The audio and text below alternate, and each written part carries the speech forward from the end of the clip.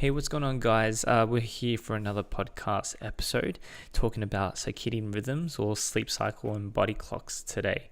Now, this is a presentation I actually gave yesterday at work, but I unfortunately didn't get to record the content, and I just really had to talk about for about 10 minutes or so, just really what I learned specifically at the Chek course I did in Sydney earlier this month in March, and one of the topics was on sleep and circadian rhythms, and I thought it was very interesting, so I thought I'd do a presentation on it. So let's talk about what circadian rhythm and sleep is.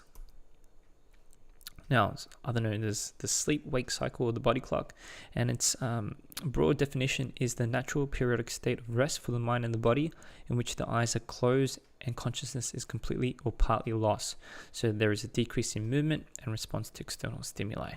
So that means key points here, we're in a unconscious state, a partly unconscious state, and that we're actually not responsive to any external stimuli, which I'll get into a little bit later in the podcast. Now, the cycle lasts 24 hours, and we are naturally diurnal beings. Hopefully I pronounced that right.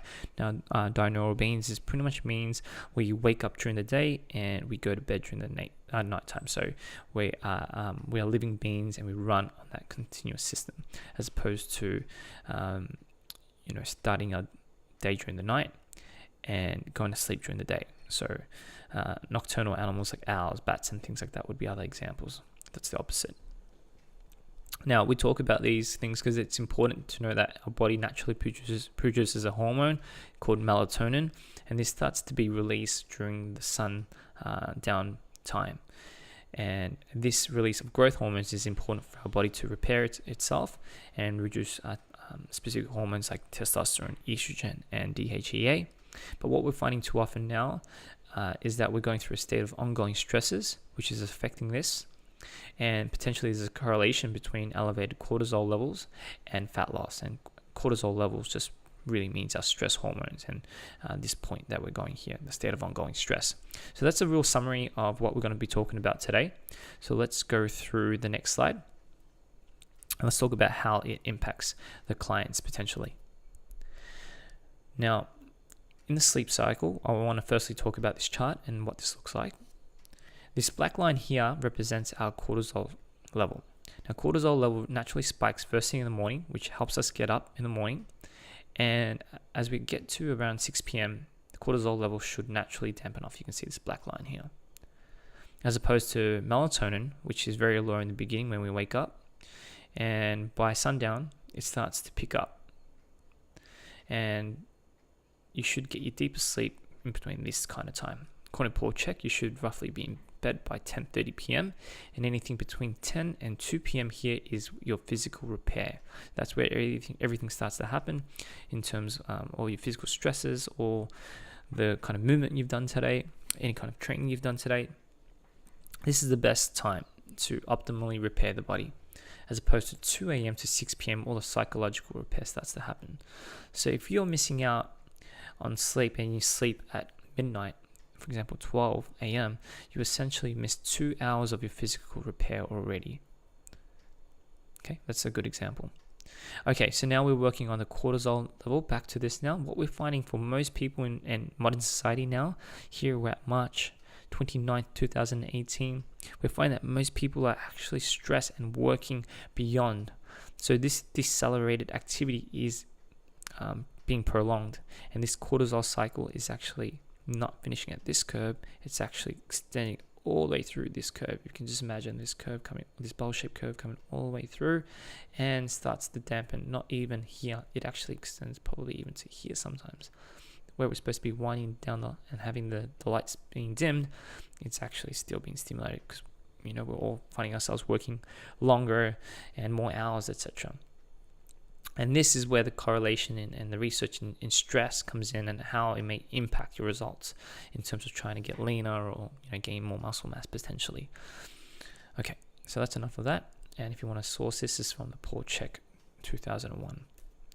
Okay, so the Canadian Medical Association, that was I think 2012 here, so I didn't put a date onto that one, but according to that resource, There was a study with 2 groups of participants, one group who slept 5.5 hours and one group who slept 8.5 hours over a 14-day course.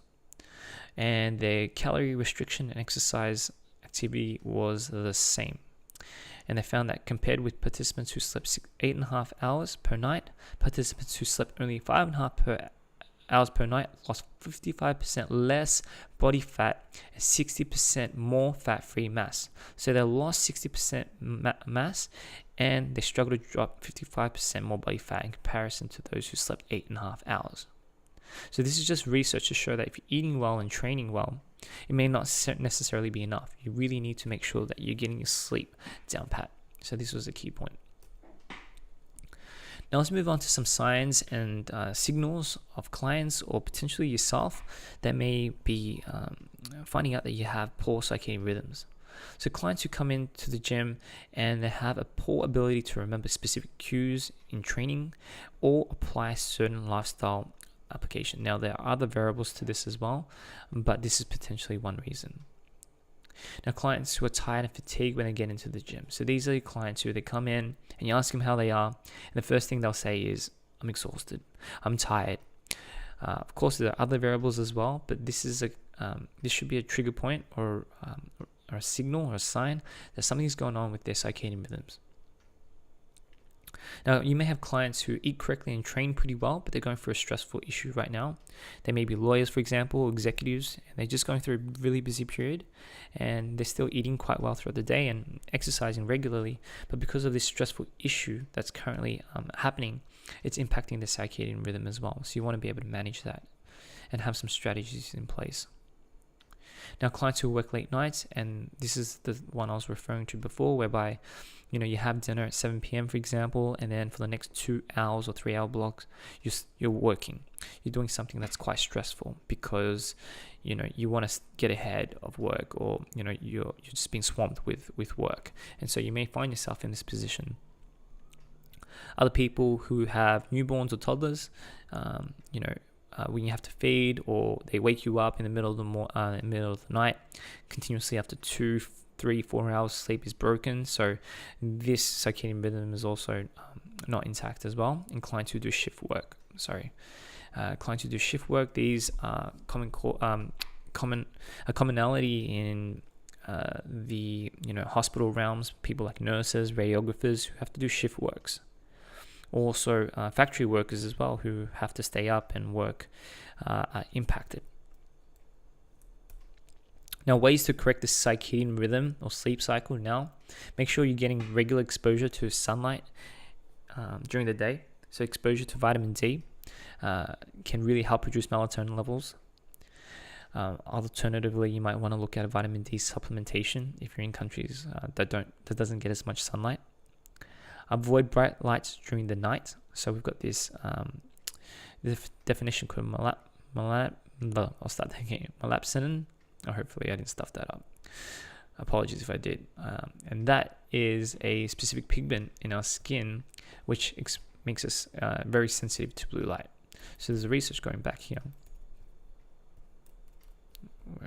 Let's go back.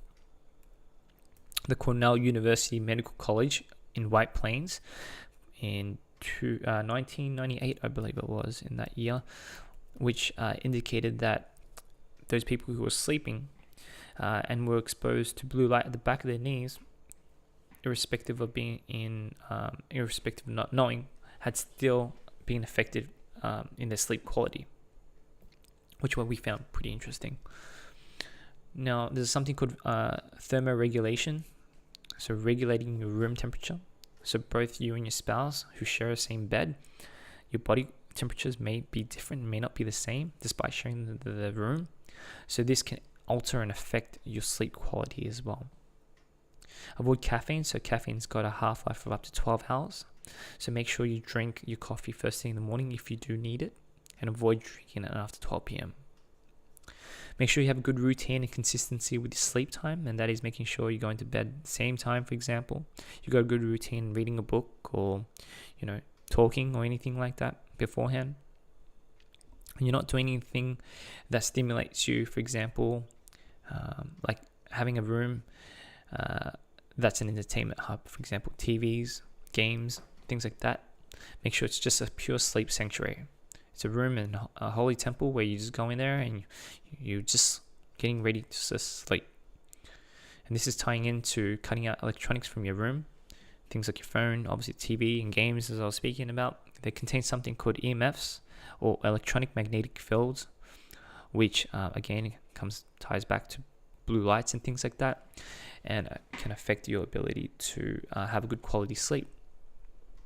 Now, just touching note on this one, with your Android phones, you can download apps, and the iPhone's got the ability to put into, night mode, which essentially is just like an amber lighting, and that helps, avoid the blue lights, which we spoke about. And if you're using a desktop like I am, you can download a program called Flux. That's F.LUX, and that's free, and that can help you as well if you do have to work late nights. And that just brings the desktop screen to an amber lighting as well.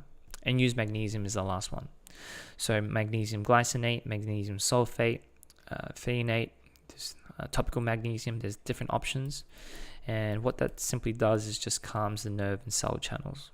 Okay, you can use it topically on your skin, or you can use sulfate, which is Epsom salt, and have a bath before bed, or put it in a bucket and just like soak your feet in warm water or something like that. So that's it, guys. Thank you so much for listening. Hopefully you enjoyed this podcast and this content on sleep and circadian rhythm. Please leave a comment and some feedback if you enjoyed it. And I'll speak to you guys all soon. Cheers.